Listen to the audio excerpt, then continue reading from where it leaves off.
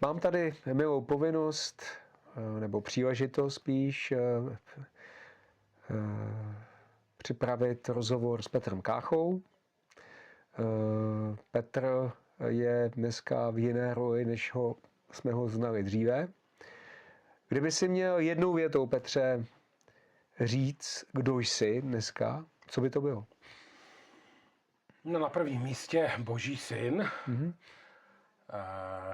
Boží dítě a učitel a kazatel a křesťanský youtuber. Ano. Co se teda, když bychom se trošku vrátili zpátky, jak vypadá dneska a jak vypadala kdysi tvoje běžná realita? Každý den. No tak já jsem byl vlastně, nechci to teďka přehánět, ale možná 25 let, možná asi déle, jsem byl pastor. A takže ta moje realita byla převážně služba v církvi, takže služba lidem. A samozřejmě jsem dělal ještě jiné věci. A byl jsem součástí nějakého týmu v místním sboru. Takže, a to jsem dělal desítky let, nejprve jako starší a potom tedy jako vedoucí. Také jsem vlastně několik let sloužil v radě Církve křesťanská společenství, takže jsem vlastně úplně jakoby seděl v té radě, která nějak se modlí a pomáhá vlastně i dalším sborům. Tam jsem byl, tuším, 15 let. Takže to bylo tohle prostředí a dneska je to trošku jinak. Dneska vlastně jezdím na sbory, kde se mě pozvou kázat, vyučovat. Připravuju různé akce, jako je třeba Národní den modliteb, nebo připravujeme, k tomu se doufám dostaneme, modlitební evropskou konvokaci příští rok a další věci. No a vlastně začal jsem natáčet jak rozhovory, tak vlastně biblické zamyšlení nebo výklady, protože ten internet je i co se týče křesťanství často takový zahlcený prostě věcmi, které nejsou biblické, jsou to všelijaké takové podivné věci, tak bych chtěl, aby na tom internetu bylo Boží slovo, na tom YouTube, aby tam znělo prostě něco z písma. Pamatuješ si moment, kdy jsi poprvé řekl, moje služba se posouvá jinam? No tak to si určitě pamatuju, to nějak souviselo s tou změnou, která u mě nastala minulý rok. A tam jsem prostě věděl, no, asi loni v létě, úplně nevím ten moment konkrétní, ale prostě to, že vlastně se to posouvá jinak, to bylo jasné z nějakých věcí a vlastně bylo to pro mě jako velmi těžké vlastně, protože už jsem nějak tak byl mentálně nastavený, že nebude žádná velká změna, protože mi bylo minulý rok 59. A na druhou stranu pak časem to začalo být velmi jako takové pozbuzení vlastně, že se mnou ani v 59 Bůh neskončil a má pro mě nové věci. Takže takové, se tam míchaly různé pocity. Co na té změně bylo prakticky nebo vnitřně nejtěžší? Tak asi vnitřně nejtěžší byla to určitá nejistota, protože já jako pastor na plný úvazek jsem měl velmi slušný příjem, velmi slušný plat, než to vlastně teďka žiju z víry, to znamená tak, jak někdo chce podpořit ty videa nebo chce podpořit tu službu a tak dále. A taky děkuju mimochodem F nadaci, že mě přikryla. Takže takový krok vlastně v 59 letech, takový krok do nejistoty, vlastně jak se říká, žít z víry. Samozřejmě i s tím, že třeba prostě to tak Bůh nedá, já si budu muset najít nějaké civilní zaměstnání, což jsem i zkoušel, ale nějak jsem neuspěl. Já jsem kdysi byl učitel angličtiny mnoho let a vlastně jsem měl jako velmi dobré, jako velmi mi to šlo, ale ta situace se hodně změnila. Takže možná prostě taková ta nejistota nebo takový to kráčení po té vodě, po tom ledě tenkém, kdy je to opravdu ve víře. Jasně, rozumím. Dobře. Dobrá. Teď, není to tak dávno, jsem měl možnost ještě se vlastně znova si připomenout velkou věc, která se stala v našem národě a ty si toho byl součástí a to bylo smíření na Bílé hoře. Jo. Co vás vlastně k tomu vedlo? Jo? A jaké to bylo, když se tam, já nevím, kolik vás tam bylo desítky, že jo? Jak na straně, nebo vůbec o co šlo? Ano.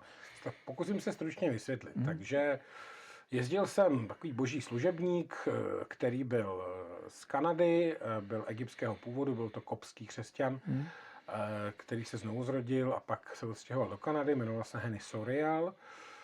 A ten tady nějakou dobu jezdil, byl tady pozvaný, mluvil tady na nějakých konferencích a akcích. A on přišel s takovým podnětem prorockým, že aby se prostě ta situace duchovní v našem národě nějak změnila, tak je potřeba pořešit nějaké věci z minulosti, vyrovnat se s nimi. A jedna z těch věcí právě byla Bílá hora vlastně, bylo to, co se stalo v roce vlastně v tom 1620. A vlastně tou Bílou horou pak pokračovala vlastně 30letá válka, ale že je prostě potřeba se s tím nějak vyrovnat. A já, když jsem se modlil, tak mi věřím, že mi Pán Bůh řekl, je tam potřeba jít na to místo a je potřeba tam vyhlásit to, že teďka po 400 letech, což bylo v tom, že před 6 lety, to bylo 400 let výročí, je potřeba vyhlásit prostě konec nepřátelství. Ta Bílá hora byla skutečně takovým synonymem pro protestanty prohry, pro katolíky a možná naopak, ale víceméně bolestivá pro obě, pro celý národ, protože to byla bratrovražedná bitva, bylo to hrozné. No a mně to přišlo, že tam jako vedoucí, jako praští vedoucí máme jít a vlastně tam vyhlásit konec nepřátelství, konec rozdělení vlastně v tom smyslu, že 400 let uplynulo a už prostě se nebude pokračovat dál. No a potom vlastně ve spolupráci s Davidem Loulou, který přijal takovou vizi, že by tam mělo být 100 pastorů a 100 kněžích, 100 pastorů, kazatelů a duchovních z té protestantské strany a 100 kněžích z té katolické. Takže se to začalo vlastně svolávat. Nepodařilo se to úplně, bylo tam přes 50 pastorů, kazatelů a přes 50 kněžích, ale byly tam ještě jako několik stovek dalších lidí jako hostů a tak dále. A celé to tenkrát přenášela televize Noé, což taky bylo, a byl tam třeba biskup, západočeský biskup František Radkovský, že jo, a kardinál, já nevím přesně ten titul. Takže to bylo jako velmi, byla to taková věc, která skutečně pro mnohé byla důležitá. My jsme tam opravdu učinili vyznání, že v Kristu jsme jedno.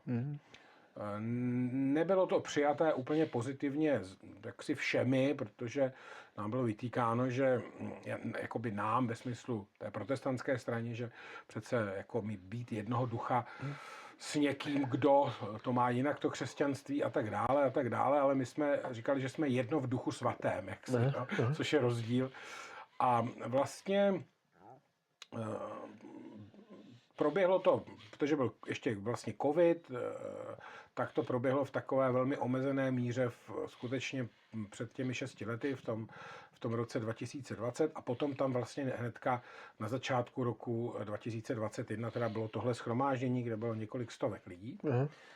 A já věřím, že to byla jedna z akcí, která skutečně něco prolomila. Nemyslím si, že jsme byli jediní, ale jak si potom na mnoha místech v České republice ta spolupráce katolíků a nekatolíků, protestantů, hlavně v otázce společných modliteb za národ, v otázce chvál Boha, chválení, to znamená uctívání Boha, ale i třeba v té otázce evangelizace se hodně posunula. Neříkám všude, neříkám, že jako, ale prostě se to nějak posunulo. A hlavně ta Bílá hora ztratila takový ten punt z toho nešťastného místa a když dneska mnozí křesťané, zase neříkám všichni, ale mnozí mluví o Bílé hoře, tak mluví jako o smíření na Bílé hoře. Jasně. Zajímavá věc, to málo kdo ví, bylo, že Bílá hora bylo velmi, velmi oblíbeným místem okultistů, kteří tam chodili nasávat energii, říká, tak jako prostě jako by chodili tam, protože to bylo místo, kde zemřelo spousta lidí. Bylo to velmi temné místo. Vlastně den před tou akcí na Bílé hoře, tou veřejnou, tam zemřeli 2 mladí lidé nedaleko vlastně v tom, prostě, že to je Bílá hora a vedle hnedka tenhle letohrádek vlastně. A ta hvězda, to jmenuje Obora hvězda, ne Letohrádek. A tam skutečně zemřeli 2 mladí lidé za takových velmi podivných okolností. A vlastně jakoby to místo bylo jako jakoby temné, ani se tam vlastně nestavilo, to byla docela velká plocha, zelená plocha, vlastně sice na kraji Prahy, ale tam všude ještě byly domy, prostě a tam to bylo prázdné vlastně. Jo. A tohle místo vlastně se stalo pro mnohé, zase říkám pro mnohé, nebo některé křesťany, spíš vlastně symbolem smíření. Jo. Taky bych chtěl vyzdvihnout, že tam se modlí několik let vlastně skupina křesťanů, katolíci i protestanté, kteří se tam pravidelně modlí každý týden, což je si obdivuhodné.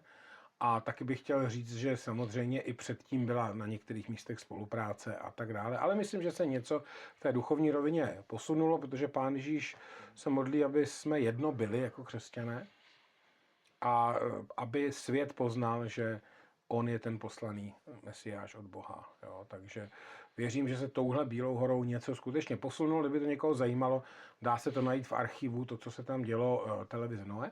Tam jsou prostě ty záběry, tam jsou.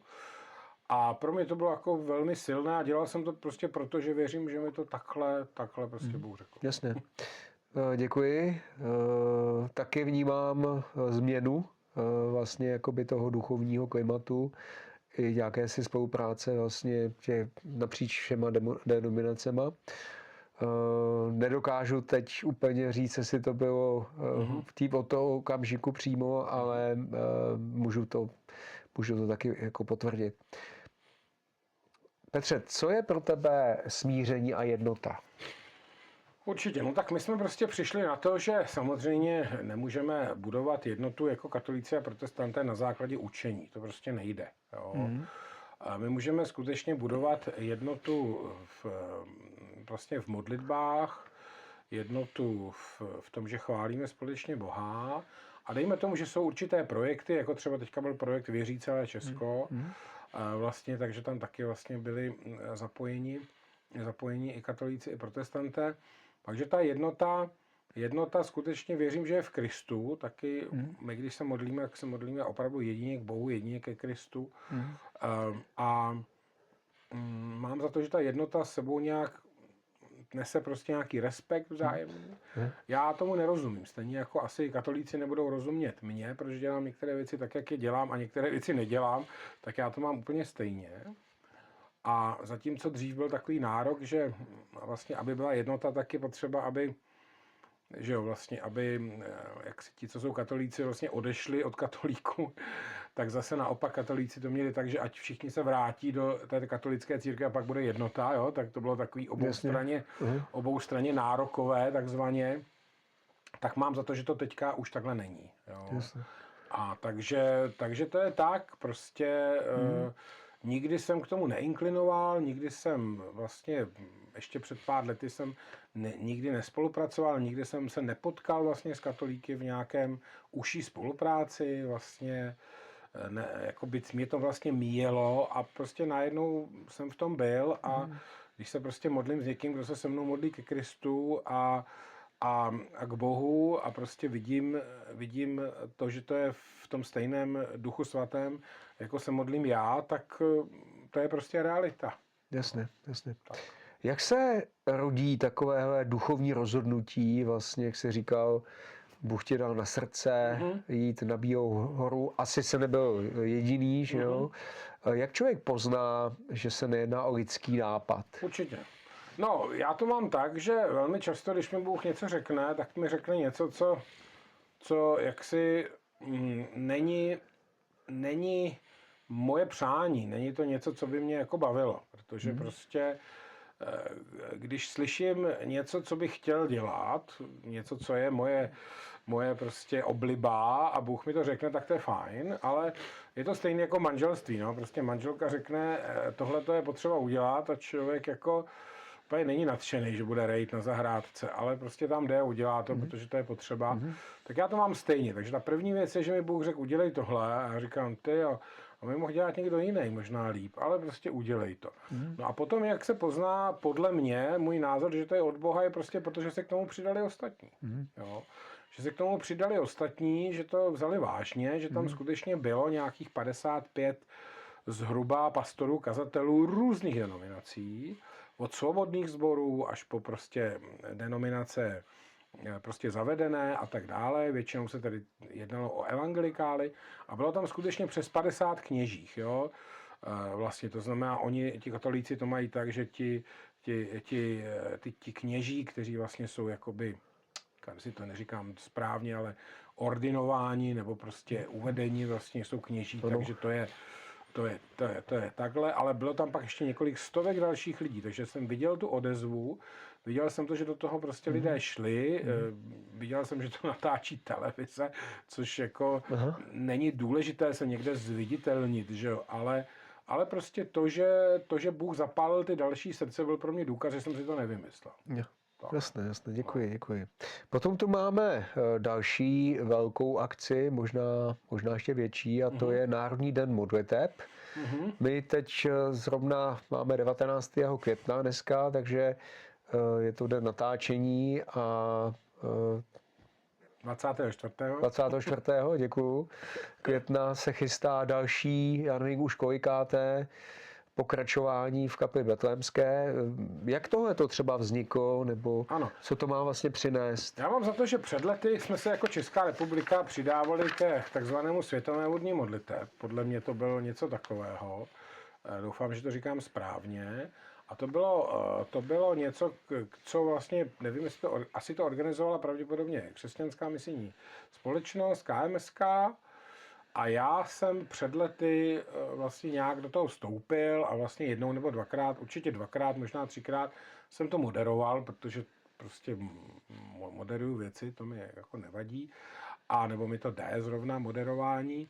A potom vlastně to úplně usnulo, jo? To znamená, že to bylo někdy před 15 lety, on to usnul. A někdy před 5 lety jsem měl nějaké křesťanské tady hosty z ciziny a vzal jsem je do betlémské kaple. A když jsem jim ukazoval tu betlémskou kapli, která většinou ty křesťany z ciziny nějak zasáhne, to místo prostě má nějaký duchovní náboj a oni byli zasaženi, když slyšeli, co se tam dělo v tom 14. 15. století, tak je to zasáhlo a vlastně ptali se na ten den modliteb. Já jsem říkal, tady jsme měli den modliteb a oni říkali, a už se to nekoná. A já tak jako vlastně tam stojím a říkám, a proč se to nekoná? Proč to neděláme? No a takže vlastně jsme před 4 lety začali znovu to dělat. Teďka podle mě je 4. den modliteb v řadě. A bylo to právě jiné v tom, že jsme do toho začali zvát vlastně i katolíky. A já nevím, jestli loni nebo předloni, když jsem se tam ptal, vlastně říkal jsem, to je skvělé, protože to je otevřeno úplně pro každého, kdo se chce modlit. Tak jsem se ptal, kolik tam je katolíků a mám za to, nebo pamatuju si, že zvedla 1/3 lidí ruce. Že to bylo jako taky hodně mimořádné, že ta betlémská kaple měla vždycky zase takový jako symbol protestantismu, symbol něčeho nekatolického, že jo? Díky Janu Husovi. A díky Janu Husovi, věrnému katolíkovi, který ovšem byl tak jako nešťastně popraven a bylo to hrozné.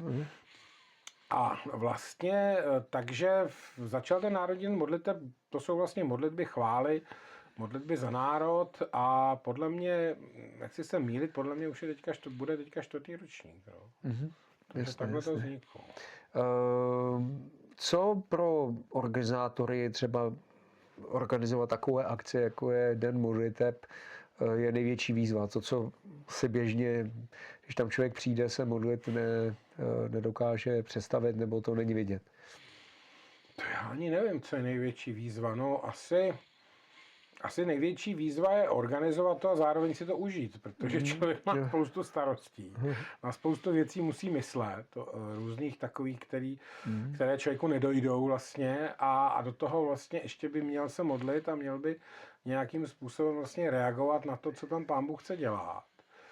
Takže to je asi pro mě největší výzva v tomhletom. A prostě vůbec proto, aby to mělo nějaký dopad, aby to nebylo jenom tak jako Já věřím tomu, že když se na takovémhle mimořádném místě, jako je Betlémská kaple, historickém místě, národním místě, symbolickém místě prostě sejde 400 a 500 křesťanů a společně se modlí, tak věřím, že to má nějakou váhu vlastně. Jo, a to jezdí skutečně lidé, a to chci poděkovat klidně třeba ze Slezska, z Moravy, prostě z daleka, nebo z Německa prostě. Takže jezdí lidé se modlit a to je prostě vzácné, jo, protože jeď jako 200 kilometrů, 250 kilometrů, že se někde budeš 3 hodiny modlit a pak jít zpátky. Jako, to je něco mimořádného. Takže je to takový určitý svátek a jsem moc rád, že jsem prostě toho součástí a zase mám za to, že to Pán Bůh potvrdil tuhle moji myšlenku, to je škoda, pojďme to dělat znovu, protože se k tomu prostě přidali ostatní. Že jo? Já to neorganizuju to oficiálně organizuje České studny, že jo? Což je zapsaný spolek, který vede David Loula, ale jsou tam kolem další lidé, kteří to podporují. No a bez toho by to nešlo vlastně. No. Jasné. No. Pojďme se vrátit k tomu tvému působení na YouTube. Jo. Co tě přimělo jít tímhle způsobem, jak takzvaně ven na YouTube? Určitě. Takže za covidu vlastně začal opravdu kdo dělat nějaká videa, že jo? Kdo začal streamovat a vysílat a tak dále, protože lidé byli doma. Na neštěstí to mělo i nějaké jako negativní konotace, že někdo nedávno z Ameriky říkal, že po covidu se 1/3 lidí nevrátila do církví, že zůstali někde viset na YouTube, si zvykli, což si nemyslím, že je úplně dobře. No ale vlastně já jsem za covidu začal, kromě toho, že jsme začali nahrávat kázání i streamovat kázání, tak jsem začal vlastně dělat biblické výklady. Dělal jsem jich docela dost, udělal jsem všechny žalmy, to je 150 dílů, přičemž samozřejmě třeba žalm 119 jich měl víc dílů než jeden. Chápu. Začal jsem dělat celá kniha přísloví, všechny žalmy, kniha kazatel, Jakubova epištola, jo, takže opravdu jako píseň písní, takže jsem opravdu udělal stovky videí. No a nějak mě to bavilo, i to lidé sledovali, ale samozřejmě ten křesťanský rybník je malý, takže bavíme se o nějaké sledovanosti desítek lidí. Jo. Ne třeba 5, to ne, ale prostě desítky lidí. Jo. Dělal jsem to v rámci církve, že jo, vlastně té části křesťanského společenství Praha, kde jsem byl pastor, což byl konkrétně region Střed, takže spousta těch věcí je na KS Praha Střed. Začal jsem natáčet tady v té místnosti, kde jsme měli akvárko a vlastně za mnou bylo akvárko, takže pak lidé se mě ptali na to akvárko, ne na to, co jsem říkal. Ale pak postupně člověk se zlepšoval, nakupovala se technika. No a teď, když jsem věděl, že vlastně je změna loni, tak jsem znovu vlastně se pustil do toho YouTube a do rozhovorů. Já jsem pak ještě i po covidu vlastně dělal rozhovory s různými křesťany a prostě byla tam zase nějaká sledovanost, někdy desítky, někdy možná i stovky, ale spíš ty desítky. Takže to mě jakoby bavilo, no tak jsem se do toho pustil sám, tentokrát vlastně na tom svém kanálu Slovo pro tebe, což mi přijde takové civilní hezké označení, Slovo pro tebe. No a tam dělám tedy rozhovory, teďka je tam hodně rozhovorů o poslední době, tak to samozřejmě spousta lidí, protože žijeme v takové nejistotě těch válek a těch konfliktů, takže spousta lidí to tak prožívá těžce, takže tam je hodně videí, dělám tam výklad knihy Přísloví společně s Danem Drápalem a dělám tam i nedělní kázání, které se taky nějak týkají třeba teďka tematicky poslední doby, že to jsou vlastně ty znamení posledních dnů, jak o nich mluví Ježíš. Takže to mě baví, ale ten cíl je ještě někde jinde. Ten cíl je, že bych chtěl dělat krátké dokumentární filmy skutečně o duchovním dědictví našeho národa, o moravských bratřích, o Janu Husovi a dalších. No a k tomu se postupně propracovávám. Přece jenom, aby to trošku vypadalo a nebyly to nějaké takové jenom výstřely do tmy, tak je potřeba se jednak naučit technicky a jednak to i mít dobře zpracované historicky, duchovně a tak dále. A můj cíl v těchto filmech je, aby to nebylo dlouhé, aby to bylo trošku zajímavé nebo zábavné dokonce a aby to mělo duchovní přesah, aby to prostě něco působilo, nějakou víru. Jasně. Tak. Co by si chtěl, aby si člověk odnesl který nás bude poslouchat. Věřím, aby si odnesl z toho rozhovoru. No, to je taková věc. Asi jako, že každý křesťan prostě může něčím přispět. Jo, že prostě každý člověk nemusí být profesionál, prostě záleží, aby člověk věděl, v čem je obdarovaný, prostě kde je obdarovaný v tom, že vyučuje a káže, ať to dělá, kdo je obdarovaný v tom, že evangelizuje, ať to dělá vlastně. No a já se vlastně i skrz ty videa snažím vlastně jako nějakým způsobem ukazovat na ty boží hodnoty, na ty boží důrazy a vlastně to znamená tak, jak prostě jít naplno za Bohem, tak je to i tak by to mělo být pozbuzení, takže i tohle by mělo být pozbuzení pro každého a je jedno, jestli je někomu 60 jako mě, nebo 16. Jasně. A být vytrvalý, protože upřímně řečeno, jako lidi i já, to znám u sebe, mají spoustu plánů a snů. A to je jedno, jestli jsou mladí nebo starší, ale dělat to je to důležité. Vstoupit do toho. Jo. Vstoupit do toho, to znamená jakoby pokračovat, mít tu vytrvalost, mít tu trpělivost, tu vytrvalost a prostě se v tom posouvat dál. Jasně. Teď, kdybychom se vrátili ještě k jedním typu aktivit, který si myslím, že můžu říct dokonce, že jsi v tom jakoby známý. Jo? A to jsou tvé cesty do Izraele, respektive i viděl jsem, že jsi byl v Indii. Jo? Kdyby ses takhle vlastně ohlédl za těma cestama, co tě při těchto příležitosti tam vlastně nejvíc zaujalo, nebo co tě změnilo nejvíce? No určitě, tak ty cesty do Izraele byla věc, která se dělala spíš v minulosti, to znamená spíš před těmi 20, 25, 20, 15 lety. A potom to trošku usnulo a teď jsem tedy navázal letos, vlastně někdy v tom březnu, když tam vypukla ta válka.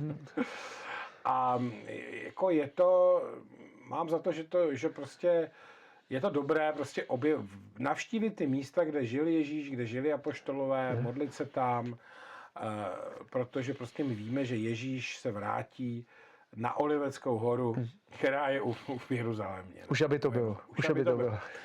Takže je to jako mimořádné místo, já jsem tam nejezdil na klasické turistické okruhy poznávací, ale spíš se opravdu modlit. Nebylo to nějak složité, v podstatě já jsem spolupracoval s tím domem modlitby Toma Hesse, dům modlitby pro všechny národy. Ty tam zajišťovali určitý servis a určitou pomoc, taky tam máme sestru Alenu Krauzovou, která tam působí v téhle organizaci. Jezdil jsem tam na ty konvokace národů, konvokace slovo znamená svolání, to se vždycky konalo na podzim. Takže jako to je určitě moje srdcovka. Byl jsem tam možná 30krát v Izraeli, znám tam některá místa dobře, některá ale ne, protože ten Izrael je nabitý zajímavými místy, je plný vlastně, mimořádný. No a vlastně věřím tomu, že jsme nějak s tím Izraelem propojeni, věřím tomu, že to, co říká Bible, že vlastně si Hospodin shromáždí ten svůj lid do té zaslíbené země, než přijde Ježíš. Jo? Což věřím, že se děje od toho vzniku státu Izraele v roce 48. Takže to bylo něco, co vždycky nějak to ke mně mluvilo, vždycky mě to přitahovalo a mnoho let jsem pak měl pauzu a teď jsem byl tady v Izraeli, zrovna jsme tam přiletěli a za hodinu, 2 hodiny po nás zavřeli letiště. Začal konflikt, ale Pán Bůh nás tam měl, my jsme se tam modlili, nad námi prostě střílely rakety, nicméně nebyli jsme v nebezpečí, že by někde vybuchovalo něco vedle nás. To ne. No, takže jsme se mohli modlit a pak jsme se dokonce i celkem včas dostali domů repatriačním letem. Někdo nám trošku vyčítal, že jsme tam jeli vůbec, proč jsme tam jeli. No, my jsme tam jeli, ale válka nebyla. My jsme nevěděli, jestli to, co se píše v novinách, jsou jenom hrozby. My jsme nevěděli, že ten prezident Trump i ty Izraelci říkají různé věci a pak se to buď to stane, nebo nestane. To nikdo nevěděl. Tahle výprava byla plánovaná několik let a tentokrát to skutečně bylo z cestovní kanceláří. Ale zároveň bylo skvělý se tam modlit.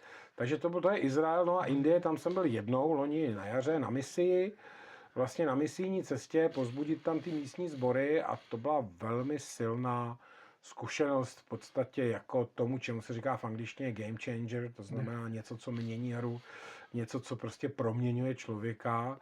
Ta situace v té Indii, konkrétně tedy na jihu, ve státě Tamil Nádu, a to bylo opravdu jako velmi, velmi silné a něco, co jsem vlastně jakoby nikdy předtím nezažil. Jasně, jasně.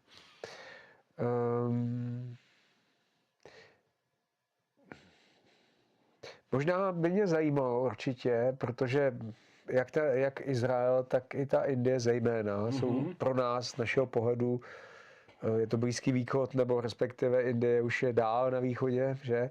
Tak jsou do značné míry exotické. Je něco, co si tam odsud vlastně jakoby nějakou zkušenost přinesl, to, co třeba v Čechách úplně nefunguje? No tak to je, že jo, ten Izrael je napůl evropský, prostě, že on je to taková mix Orientu a vlastně jakoby Evropy. Skutečně prostě to nevím teďka, jak bych to řekl, ale třeba z té Indie, tam jsem viděl u těch křesťanů vlastně, nebo vůbec té společnosti, jak ona je hodně vlastně jako ty rodiny tam drží spolu, jako jak jsou hodně zaměření rodině a jak vlastně si pomáhají. To bylo pro mě neuvěřitelné. Když jsem tam byl, tak zrovna zemřel tatínek jednoho... A to mluvíme o Izraeli teď. O Indii. Zemřel tatínek jednoho ze starších sborů a ten tatínek bydlel nějakých 300-400 kilometrů daleko, ale vlastně ten jeho syn a další starší toho sboru nasedli do auta a těch stovky kilometrů jeli na ten pohřeb, protože prostě rodina drží spolu a když vlastně jsme tým a někomu z tomu týmu někdo zemře, tak my prostě potřebujeme, nebo je slušné a je to normální v té Indii mít tu účast s tím člověkem. Jo. Takže oni se mě pořád ptali, třeba já jsem tam strávil 10 dní, ty dny byly nabité a my třeba někam jeli, já říkám, kam jedeme? Říkali, jedeme do rodiny, tam bude prostě slavnost, protože zemřel otec té rodiny, už byl jako starý, a je tam ta slavnost 40 dní po pohřbu vlastně. A říkali, to u vás máte taky. Já jsem říkal, ne, nic takového, co to jako je? No tak Ježíš taky, že 40 dní, pak byl vzat, tak my máme pohřeb a 40 dní potom vlastně se sejdeme s tou rodinou a připomeneme si toho člověka, modlíme se za tu rodinu. Jasně. A vlastně jakoby uctíme tu rodinu, potěšíme tu rodinu. A stejně jako to mají u svatby. Byla svatba a já nevím, jakou dobu po svatbě, zase se tam sejdou ty křesťani a zase se modlí za ty novomanžele, to jsem taky absolvoval. Takže jako takový nasazení pro ty lidi, zatímco u nás, jak jsou ty vztahy ve světě, ale i v církvi úplně jinak vlastně. Jo. Maximálně někdo pošle SMS-ku a kdo ví, a ani to ne, ale vlastně tam to bylo jako natvrdo, jo? Tam to bylo tak, že prostě to je důležitý, to je něco jako ta soudržnost, to bylo něco úplně neskutečného, to jsem nikdy nezažil. Jasně. Dobře, děkuji. Pak promiň, ještě samozřejmě pak taková ta věc té Indii, že zastavíš jako na silnici a řeknou, hele, tady pojď, tady máme vesnici malomocných, tam chodíme sloužit jako křesťani, půjdeme si je navštívit. Že? Jo, tak to se ti určitě tady nestane. No. A ty říkáš, jak malomocní? No, to tady žijou, oni jsou jako, oni nemůžou žít ve městě, to ta společnost je odvrhne, ona je bere, že jsou prokletí, ale oni nejsou prokletí, my jim pomáháme, no a oni tady mají vesnici a tak pojď, jdeme navštívit. A teďka ty jdeš do té vesnice a říkáš si, ty jo, to je blbý, tak se zeptáš nenápadně, říkáš, ale nejsou jako nakažliví. Říkám, ne, to víš, že ne. A pak se jako dozví, že to malomocenství se tam léčí, že tam na to mají nemocnice v té Indii, no ale většinou ty lidi už pak nemají nějak prsty, že chybí jim třeba prsty nebo kus nohy, nebo mají ty prsty skroucené takhle.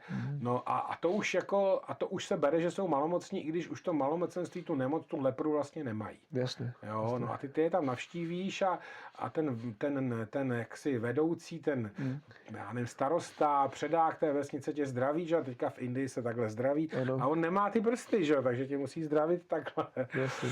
No, jako to jsou zážitky, které tady jako nemáš. No. Jasně. Děkuji. No a ty jsi to zmínil i v našem rozhovoru. Zmínil si tu konvokaci, mohl by se jenom v krátkosti říct, o co jde a jestli Určitě. si chystá v nejbližší době? Určitě. Takže konvokace národů, to je něco, v angličtině to je All Nations Convocations, Jerusalem. Konvokací, když si najdete na internetu, to je prostě svolání. Jo? Je to latinské slovo, v angličtině to tedy se vyslovuje convocation. Je to dokonce i české slovo konvokace, ale nepoužívá se, lidé to moc neznají. Jo? Je to staré slovo, je to z latiny. A vlastně já jsem jezdil na to svolání národů, což byla 10denní akce v Jeruzalémě, vlastně, kde jsem sloužil, jezdil jsem tam i vedl jsem tam české výpravy, jo, měli jsme i třeba 10 lidí, 11 lidí v výpravě české. A byly to chvály, modlitby, kázání, byli tam zváni prostě nejlepší kazatelé a učitelé, byly tam semináře, jo, prostě veliká akce pro stovky a tisíce lidí vlastně v Jeruzalémě. No a my jsme po vzoru tohohle udělali 3 evropské konvokace, někdy v tom roce 2010, 12 a 14. Poslední byla v roce 2014 v Lucerně. A pozvali jsme tam, jednak to bylo ve spolupráci tedy s tím Tomem Hesem, který je z Jeruzaléma, prostě má tam ten dům modliteb a dělá ty velké konvokace, takže přijel na tu evropskou a přijelo pak spousta lidí z Evropy. A bylo to povzbuzení, byla to 3denní akce. Někteří na to vzpomínají, kdybyste si to někdo chtěl najít, tak vlastně se to dá najít jako Evropská konvokace v Praze, vznikly nějaká videa z toho. Byla tady Heidi Baker, což je taková jako velmi, velmi známá misionářka a velmi známá služebnice. Vlastně tady byla v Lucerně, což bylo výborné a vlastně jo, byla to prostě akce, kdy jsme se třeba modlili. Tam bylo několik desítek ukrajinských a ruských pastorů. Některé ještě tenkrát se dalo cestovat z Ruska, takže přijeli z Ruska. Někteří z Ukrajiny, někteří byli z těch sborů u nás, anebo z jiných částí Evropy. A tenkrát se vlastně taková velmi silný moment v té Lucerně se modlili ukrajinští vedoucí a ruští za sebe navzájem a činili pokání. A my pak ostatní Evropané jsme se modlili za ně. Je to 12 let dozadu. A tenkrát jsme se modlili, aby prostě opravdu nevypukla válka a to se stalo. Válka pak vypukla až o několik let později, na neštěstí, což je hloupé. Ale prostě takovéhle věci se tam děly.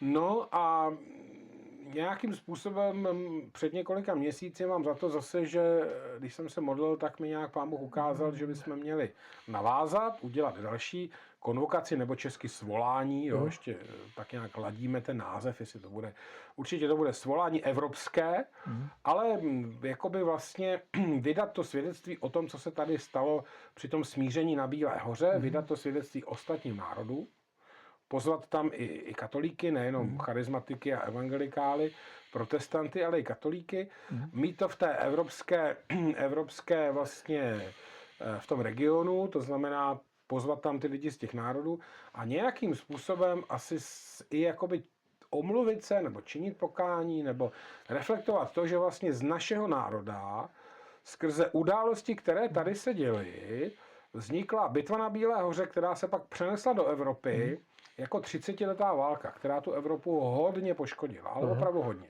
Jo. To si dneska neuvědomujeme, jo, že třeba v některých částech střední Evropy zemřela až 1/3 obyvatel. Jo. To je obrovské číslo.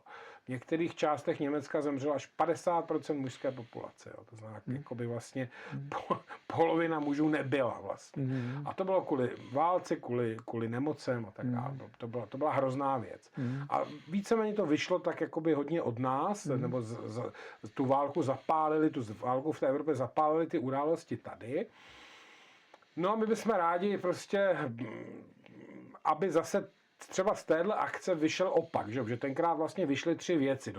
Vyšla totální rozdělení církve na katolíky a protestanty, kdy se jedna a druhá strana obviňovali, že to jsou kacíři a že to jsou antikristové a že to jsou prostě, jo, že to je od ďábla prostě a tak dále.